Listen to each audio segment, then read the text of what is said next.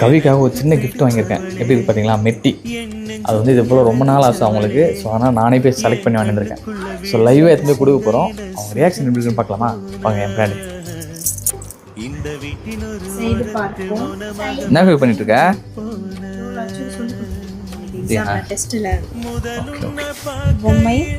கவி கண்ணமுடு கண்ணமுடு சொல்கிறேன். கவி சின்னதாக கிஃப்ட் பண்ணுங்க. எப்படி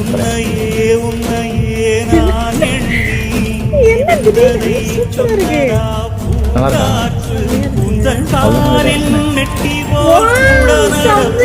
சத்யா பாருங்க வீடியோ எடுத்துருக்கா.